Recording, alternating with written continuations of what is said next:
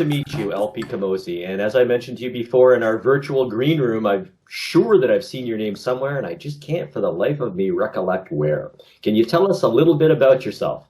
Sure. I'm a resident of Montreal for the past 20 approximate years. Born in British Columbia, worked in Toronto, worked in BC. And when I moved to Montreal, I decided to become a children's author and entertainer. So I first published a book called, what was it called? It was called Pasta Pazoo, More Better Spaghetti. Pasta Pazoo, More Better Spaghetti. And can you tell us about that book? Sure. That book was written for kids who like pasta, but they only really know about spaghetti. So it took them through the world of pasta, and the illustrations were done by my daughter, and some nice, colorful illustrations. Oh, wow. Yeah. The book was printed in India. Cost 75 cents to print it in India. Mm-hmm. Hardcover. Very popular. Sold out. Basically a bestseller in the province of Quebec. That was my first venture into writing. At the same time, I was starting musically, but I won't get into that too much. I'm a father of 3, grandfather of 5. I've got a daughter here in Montreal and a couple kids out in BC, a couple grandkids out there, one here. So been married for 38 years to the same French-Canadian woman I met on a bike trip in New Brunswick. Oh, congratulations. So we've been across the country a couple times, and your progeny is infiltrating the country too now. Yeah, and they're all successful kids, which is my claim to fame when it comes to my latest book, which we talked about briefly, which is called Hey Daddy. Right. This book is for you. Hey Daddy, this book is for you. And it's specifically written for fathers today, based on my background as a father and a grandfather with successful kids, successful marriage, and it's a lighthearted, fun read. Self-published here in Montreal. I've got a really good printer here, and that's the sort of the style of books I'm doing now. Is they're all softcover, print on demand, because it's rather than like this book here, which was my second book. It's called Spice Capita, That Dancing Guy, and this was a hardcover, full color, 36-page book, printed in Hong Kong, where you had to print 3,000 books. So if you print that many books, you got to sell that many books eventually. I'm still selling that book, even though it was long listed for the Blue Spruce Awards in Ontario. So. The reason I'm really focusing on Hey Daddy is because Hey Daddy was recently awarded a winner certificate from Canada Book Awards, Congratulations. Which is based in Ottawa, which makes me a winner. See? Yep. But more importantly, it just adds a little bit of credibility to what my goal was, which was to speak directly to fathers. It's not a book for mothers. The mothers all go, what about me? I said, well, there's enough mother books out there to sink a ship. I said, the dads today are who need the help and the encouragement to be fathers. And you and I talked about this briefly.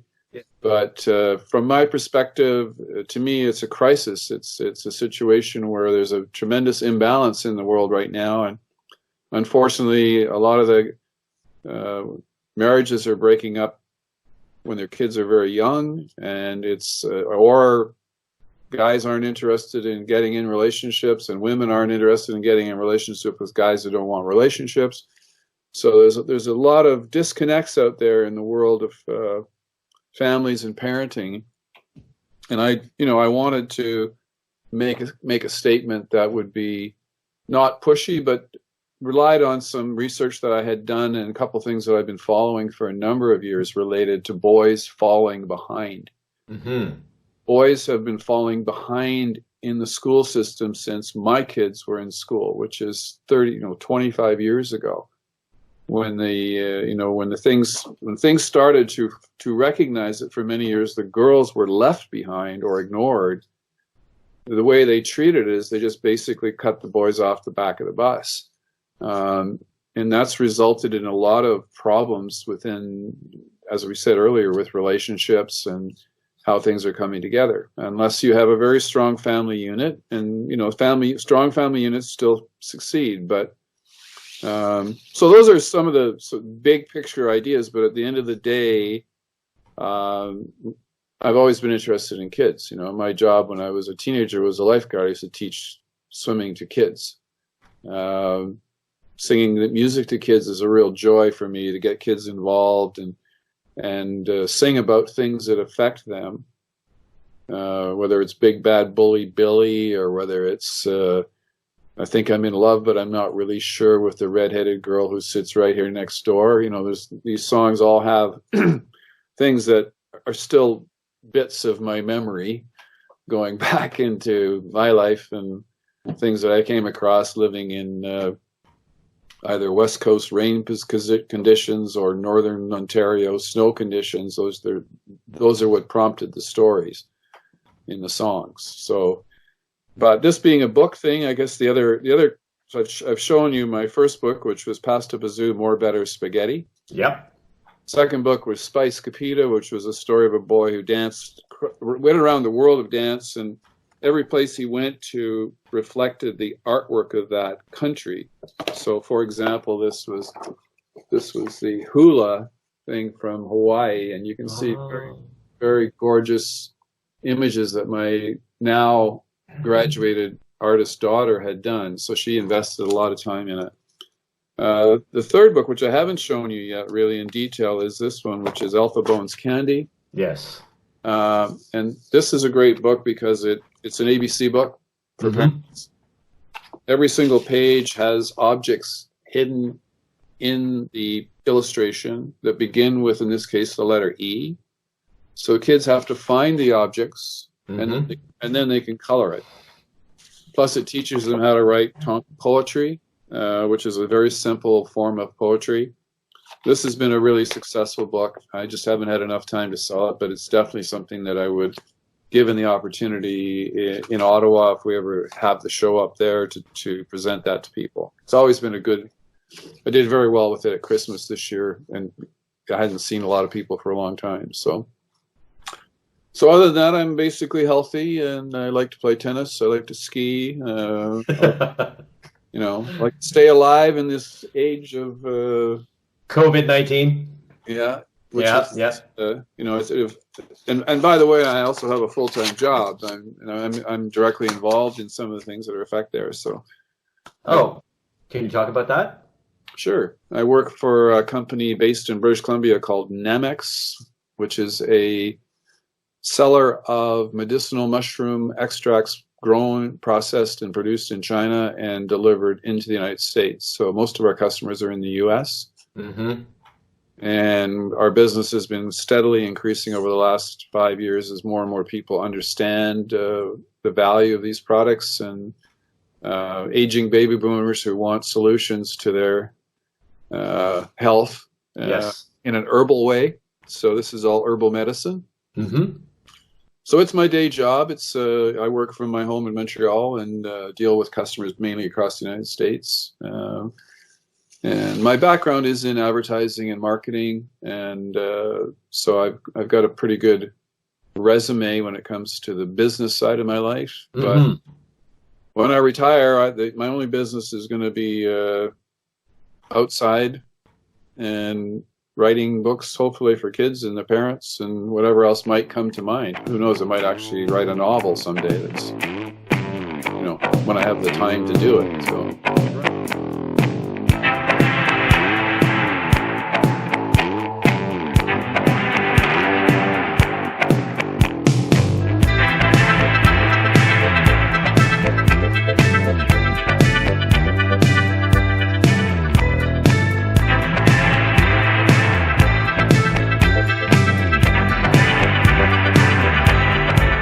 LP, can you talk a little bit more about your motivation for being a children's author? I know when you spoke about, hey, Daddy, this book is for you, you were reflecting on your own experiences as a father and a grandfather, and this lack or this deficit in current Western society regarding the role of the father.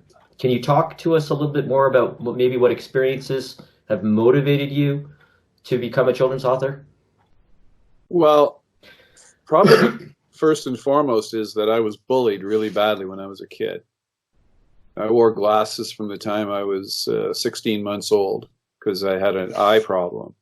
So when you wore glasses in 1952 or 54 when you went to school, you were one of a kind because it just didn't exist. So I took a lot of heat for a long time as a young kid growing up, just dealing with people either wanting to beat you up and or whatever. The good thing was that, plus I was a smart kid in school, but the combination of that bullying, I think, affected me in many ways in terms of actually working up to my potential.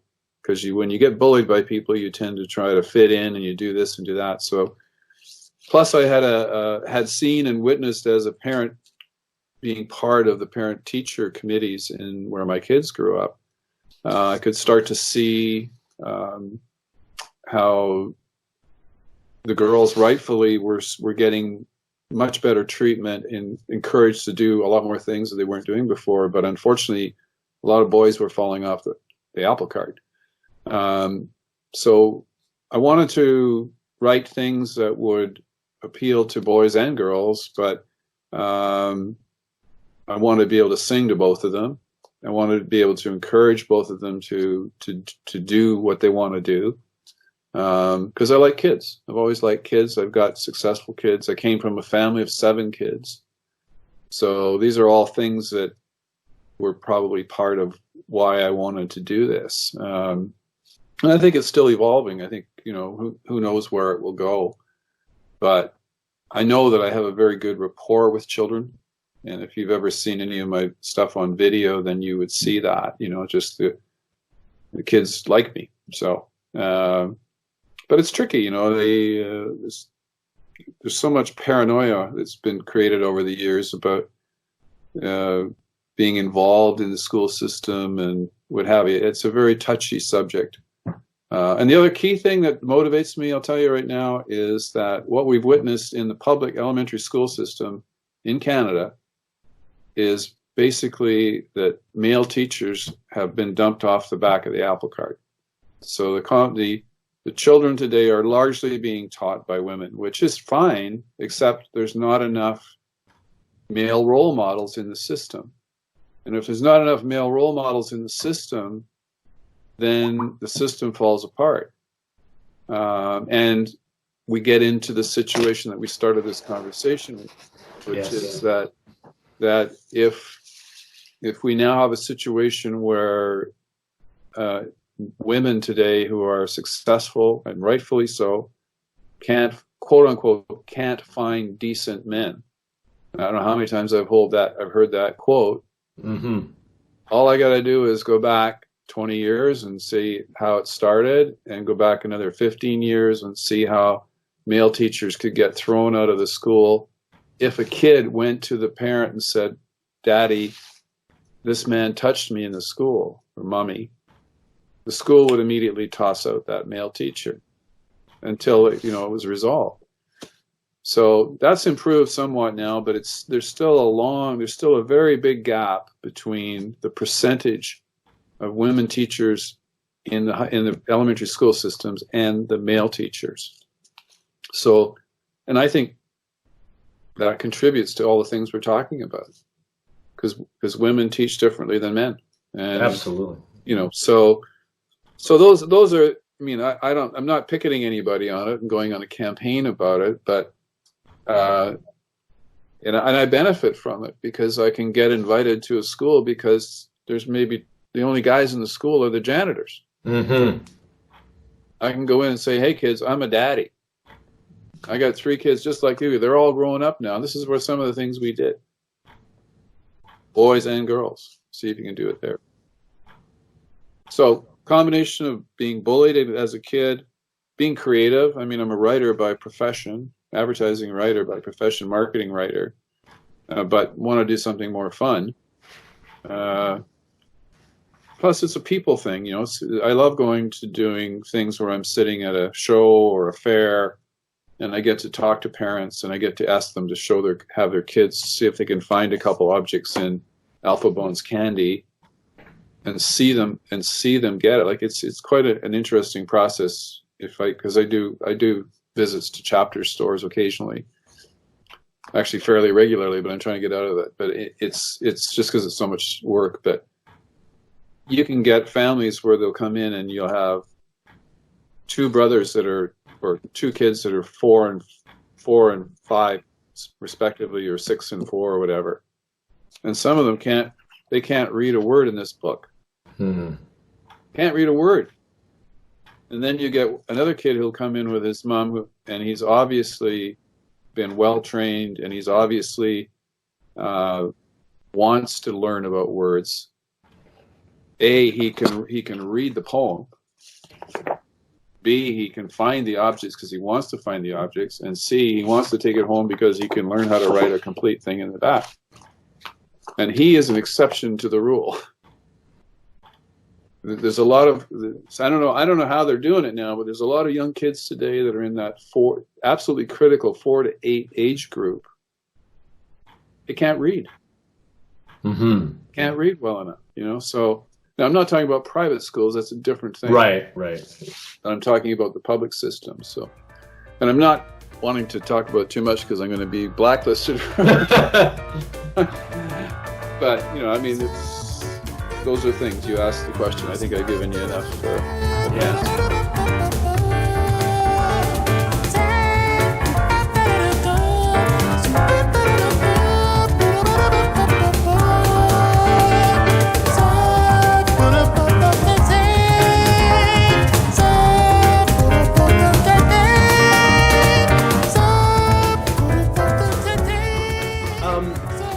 Can you talk a little bit about some of your most memorable experiences as a father and how that manifested in your book, Hey Daddy, This Book is for You? Well, one of the first things mentioned in the book is that I, as a father, my first daughter was born in she's going to get me now. Yep, that's it now. Yeah, either way. She's the artist? My first daughter's now 38, so whatever the time, the year was. But when my wife was pregnant, I went into the maternity ward to help her deliver the baby, which was unheard of in those days. It was just like the woman goes in with the women, and the men go outside and smoke cigars with the guys. But I was there at the very beginning of fathers wanting to be part of the birth process, and my wife gave birth naturally to the kids, so it was quite an experience. Yeah. So that was certainly an influencing factor in it. The other thing is that as I quit a very good job living in Vancouver, I had a very successful career in Toronto for 10 years in the advertising business. And being born in British Columbian, one of my kids wasn't healthy in Toronto. We wanted to try something new. And I asked my wife what she wanted to do. She could have said, let's go to Quebec. But she'd seen some of the pictures I'd done shooting commercials in Vancouver. And she said, that might be a good place to go. So we packed up the kids and we moved to Vancouver for the health of my kids and also for a change. But as it turned out, the people who hired me and we didn't quite get along, so I was out of a job a year into it, actually 9 months into it, and I said, screw it, I'm going to run my own business. So I started my own one-man ad agency, worked out of the basement, helped take care of the kids, and I've been that way since 1986, I guess, on my own. So, but we never had any money. So we never had any money. So what did we do? We loaded up the kids and we went to the beach and we went to the forest and we went to the snow and we went to where you could pick blueberries and we spent as much possible time as we could with our kids. Mm. We also, and one of the things which is in the book, and this is another significant aspect of why I wrote the book is because when very shortly after we moved to Vancouver, we came across a poster on a just a signpost. Mm-hmm. And the title on the poster was "Retire at 13." Okay. And it was put on by I believe a PhD student and/or somebody who was a practicing professor at UBC that I've never managed to uncover since. But going to that event changed our life, because the basic premise of his presentation was that, based on international study, was that even though in Canada there might be a 12-year-old girl who's going through the process, going to university, what have you, in other countries that same 12-year-old girl might already be a mother. Mm. And yet what his study proved was that there's not a lot of difference between the 12-year-old North American girl and the 12-year-old Indian girl or African girl. Mm. Excuse me one sec. Okay, no problem. No problem. Mine, just go downstairs. I'll catch up with you. I'm in a meeting. Thanks.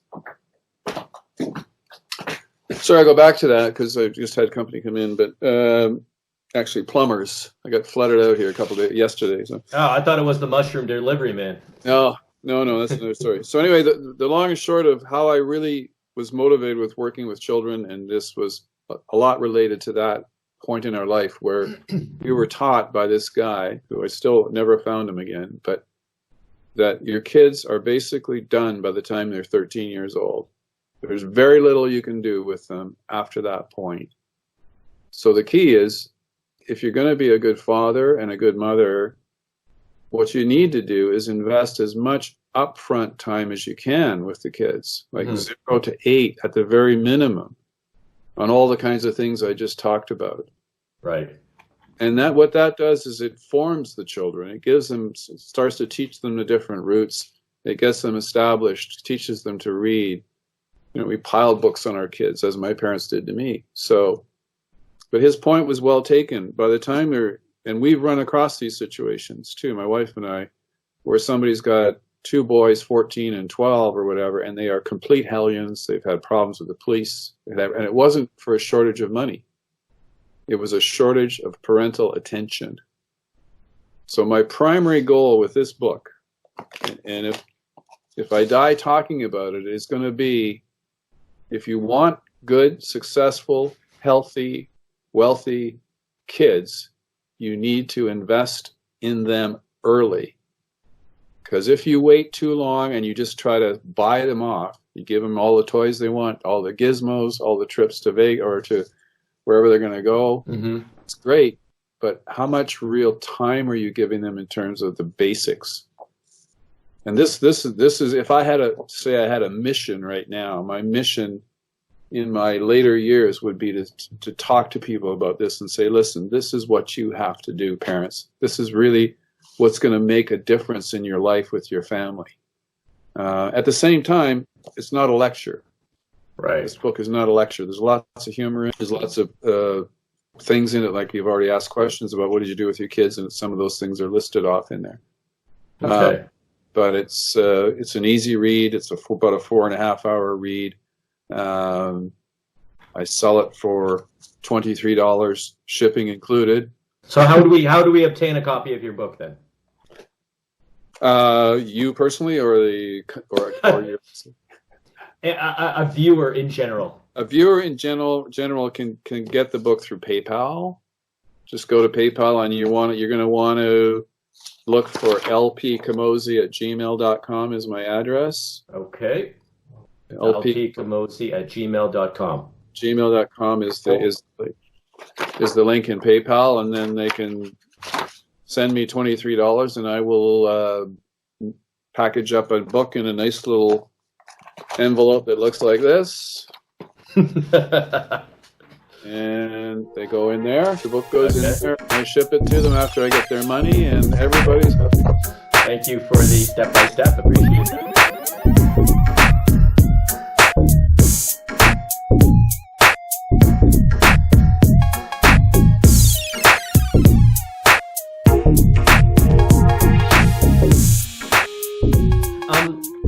LP, what advice would you give a father who is separated from the rest of the family, so to speak? So perhaps he doesn't have custody, separated or divorced from the mother of the children, because in this day and age that seems to be far more common than it was decades ago, or they were. Yeah, that's a very difficult question, and I've seen it, I've witnessed it. I think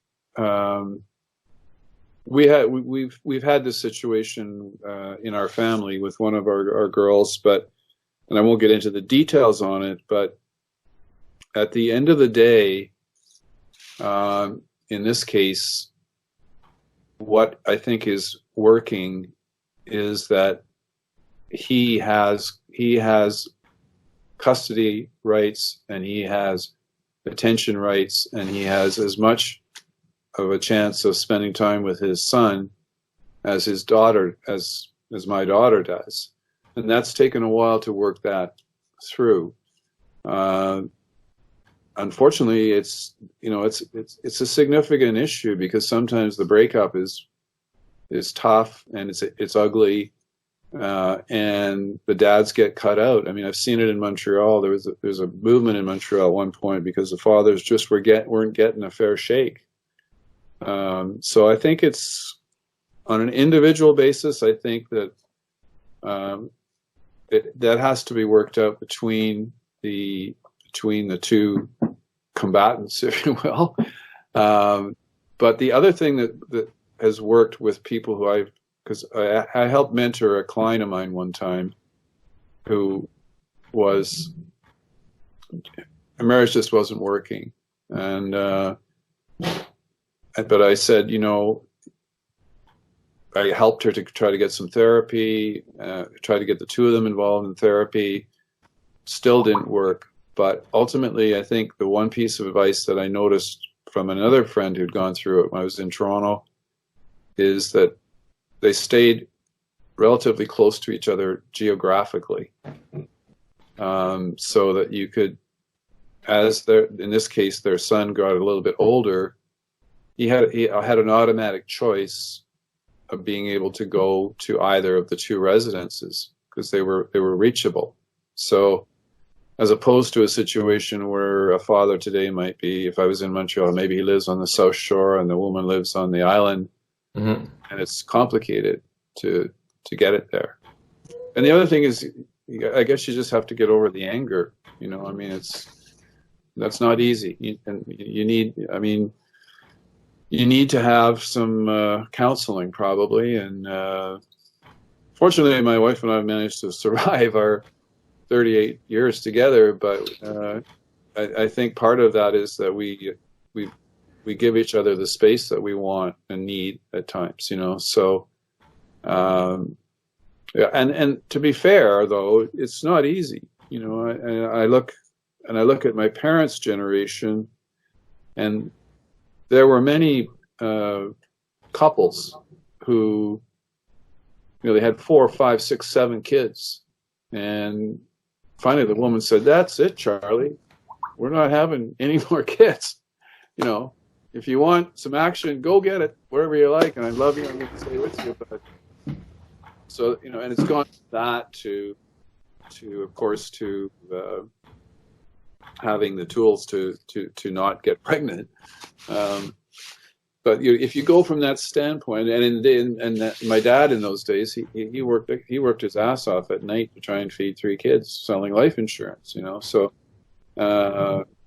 we saw my dad once a week, basically, for an extended time. But that extended time was a full, intensive day with Dad, and we did everything. And my mother got a day's break. And everybody's different. Every couple today is different. I don't think there's any specific plan. But when it comes to your children, they're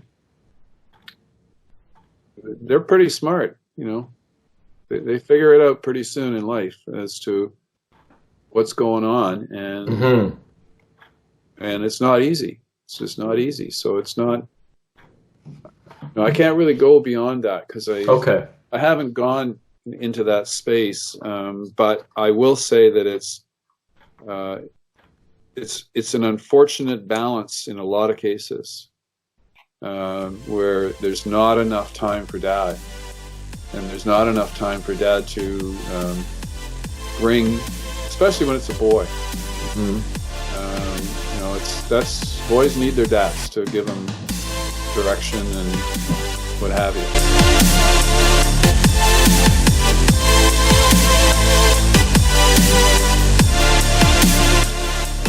So can you elaborate on that a little bit? And I'll be careful how I word this question.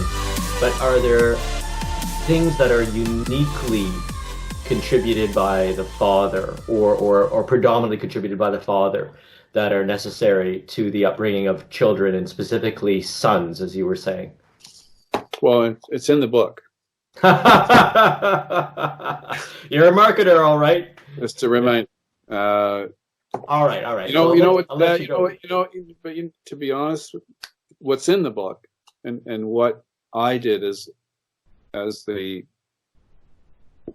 father figure in the family, was that I basically constantly tried to fool my kids, entertain my kids, pretend I was King Kong Bundy and wrestle them on the floor. Oh man, I remember that name.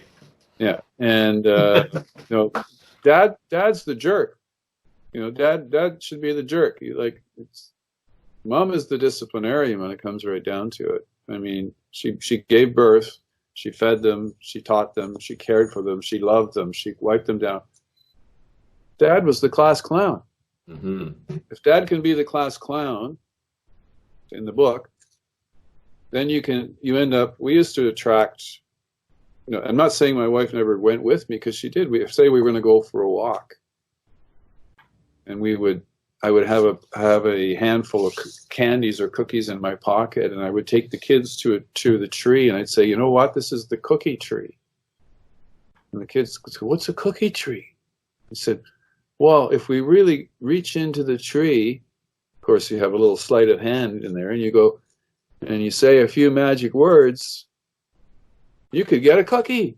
Oh, so the next time we wanted to go for a walk with the kids, who in today's world say, I don't want to go for a walk, I want to play with my tablet. Say, no, we're going to go for a walk to the cookie tree. Oh, let's go to the cookie tree. Now, at some point, the kids are smart enough to realize that they're getting scammed, and they call you bluff. Okay, that's the part of it is teaching your kids to call the bluff, because when they call the bluff, they step into another stage in their life, and they understand. They figured out what Dad was trying to say to them without Dad ramming it down their throats. Yes. I remember figuring out the nature of Santa Claus when Santa Claus left my brother and I a note written in my father's handwriting, and I was 5. I was 5. But it was okay. I understood the intention. But speaking of tablets, so I think it was in The Boy Problem, the book, was that Will Ferrell who wrote that? He mentions about ADHD really being, in the majority of cases, impaired dopamine function. So with the amount of stimulus kids get today and the surges in dopamine at the touch of a button, what's your feeling on that, and what role a parent, and even specifically a father, can play in dealing with this different challenge? Again, in the book, there's a short section, because I did some research, and one of the 2 of the research places that I got good information, I think one was University of Calgary, and the other one was, I think it was like a parental site in Toronto. But basically, both of them said the same thing. Kids under the age of 6 should not be exposed to tablets. And if they are, at a very, very minimal level, because it fries their little brains. And all you have to do is look at an adult today like me. I'm on screen way too often. And it's just, but the experts are saying your children it's great to give them a phone or whatever, but the amount of time they have on that thing should be severely limited. Like we're talking max 30 minutes a day, or maybe a second day or something like that. And let the brain develop. If you don't let the brain develop, then you got to, Now, having said that, I've met children who are who have had the combination of good parenting, tablets, private school education, whatever. They're brilliant, absolutely brilliant kids, eons ahead of where our kids are, where I was. But it's because they have a balance, right? And it's I don't, I'm seeing some kids today that are just like, there's no way they're going to manage them. I mean, it's can give them everything they want. It's like the two kids I was telling you about, my wife, two boys, 12 and 14, all sorts of trouble. They'd been given everything they could ever imagine in their life. Beautiful house, lots of money, lots of vacations, no time from the parents. And at the end of the day, one of the parents ended up having to stay at home to prevent the kids from either burning the house down, hosting a big party, or doing something that was going to put them back in the juvenile jail system. We're talking about parents who are university educated, skilled in their own world, but so there's lots of pitfalls. And so it's sort of, if we were going to wrap up the conversation, I'd say this is a fundamental part of Hey Daddy is retire at 13. And if you want to do that, and if you want to have great kids, your odds are significantly improved if you devote maximum time and energy to those kids, which is quite frankly what you should be doing if you're having a decision to have a kid. They're not another piece of furniture in your custom-made townhouse overlooking Toronto Harbor. They're a human being that needs to be taught how to grow up. And that's sorely missing, unfortunately, in a lot of places. It's not the only thing. The whole system has to adjust as well. It's the other aspect.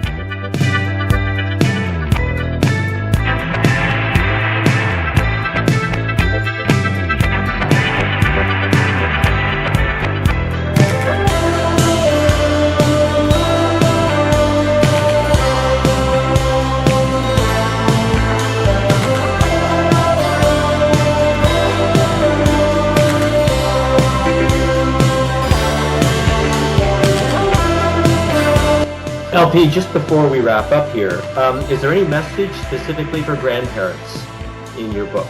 And you, having been and are a grandparent, is there anything that grandparents have to deal with that parents wouldn't, or approaches that a grandparent would take that a parent would not? I mean, some people are raised by their grandparents, right? Yeah, so that's true. There's certainly overlap here, but yeah, and it's in some places it's absolutely necessary, whether it's single moms or single fathers, and they need to have that support level. Well, I don't know. I as a grandfather, I honestly think that it almost goes back to when you were a father. Like when like I said, when I was a father and I was doing things like the cookie tree. When I'm a grandfather, I can do that kind of stuff with my grandson, but he doesn't really know where it came from. And I'm not sort of using it. It's just that it's there. It's something that was, and grandparents do this with their kids. They spoil the hell out of them, because they love their grandchildren. And to me, it's got being a grandparent has the same fun aspect that it did for a young parent taking their kids to the beach on a Saturday when their kids were 3 or 4. Now they've got another set of kids. So I think the short answer to the question is either make up for what you didn't do as a parent because you were too busy, too preoccupied, too money oriented or whatever, and you went through problems with your kids, or do the things that were the most fun with your children, with your grandchildren, because it worked with your children. And that's that's what a lot of them do, including my wife. I mean, she's happy to spend 2 days over, even though she's still working full time. If my daughter needs help, she'd be over playing games, making stuff up, teaching, reliving your youth. That's what grandparenting kids is about. So lucky grandchildren. Yeah. Is there anything else you would like to say, Patrick? Well, I'd just like to say I hope we all get out of this. We can all get back to some sort of normalcy with all this corona stuff going on, and that's going to be a terrible problem for so many people because their kids can't go to daycare. The parents can't. So we'll see if that changes our world in any way too. Do you have any advice on dealing with this for parents that have their children with them now and would otherwise have them in school? Well, maybe it's an opportunity. Maybe it's even taking out the financial side of it, because that's the challenge. They're going to be the real challenge, because there's way too many people that are stretched to the nines these days, and they really don't have any safety valve. And I know what it's like, because it's taken me a long time to get back to being an entrepreneur. I know what it's like to, go to the bank machine and put the card in and put in your number and hope that there's money there. So it's going to be a major upheaval that's going on right now. So, and kids need to be protected. They need to be cared for, same as they always do. And they're not going to understand because they can't go to school. So that's got to be there. So maybe that's a place where families have to come together, because you've got the technology now. So if everybody needs to do something, then form a network, get your, hook up with your family, talk to each other every day to relieve everybody's stress, because the grandparents are stressed out because they just lost their ton of money in their retirement plan. Right. The families are pissed off because they're not going to get any money from the family plan when their parents are, it's not the money thing, but it is a money thing. It's not going to, you need to go back and rely on the simple things in life and in your family. And I remember I could just hear my mother talking to me now about when she grew up with 12 to 10 kids or to 11 kids in the family, grew up in the Dust Bowl in the prairies, were forced out of the Dust Bowl in the 30s and to move to BC. And the only place they could afford to live in was a farmhouse that had been used as a pigsty, and they had to clean it out. And they lived there for 30 years raising 11 kids, and all those kids are successful kids. Wow. So all the kids were involved in the farm and in the family and in the crops and survival.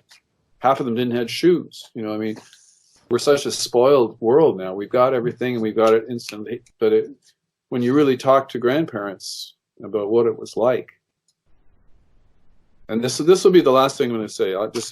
My mother was a very wise woman, and her take on today's world, she said to me a while back before she passed away, was the problem with today's world is there's too many choices. And everybody wants those choices. And they get all the choices, and then it all blows up. Because they tried to have too many choices. Keep it simple. And buy the book. Your website, LP, tell us about your website. Website is lpcamozzi.com. Thank you. You got the spelling there, so make sure that gets up properly. And I really enjoyed the interview. I thought you did a great job, and I appreciate this opportunity. And I look forward to being in Ottawa, hopefully, once all the dust settles and we're at the book fair. And like I said, I've got, all three of these books are available to be shipped to people. Okay.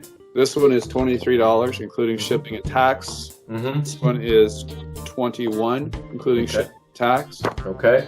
This one is $19, including shipping and tax. Okay. So basically, they're all very good value books.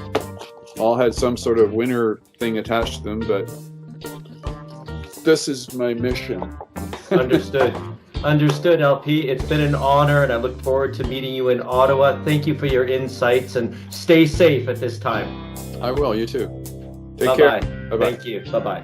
Are you a writer? Are you seeking to self-publish high-quality and mass-marketable books? Would you like to avoid the typical low-quality self-published book that generally sells less than 50 copies? Here are top 10 ways Agora will make your book look like a potential bestseller. AgoraPublishing.com services include: number 1, ISBN registration. 2, cataloging in publication or CIP registration. Number 3, books in print basic for Canada and the US. Number 4, books in print international to get your book sold with online booksellers internationally. Number 5, copy editing for basic grammar and typos. Number 6, substantive editing for style revamping and other consulting. Number 7, typesetting, layout, and graphic design essential for that professional look. Number 8, book cover design. Number 9, book website and author blog design along with search engine optimization, often just called SEO, and also search engine marketing, otherwise known as SEM. 10, AgoraPublishing.com even provides book distribution, agency services, and so much more. So what are you waiting for? Go to AgoraPublishing.com today and find out how they can make you a great selling author. That's AgoraPublishing.com.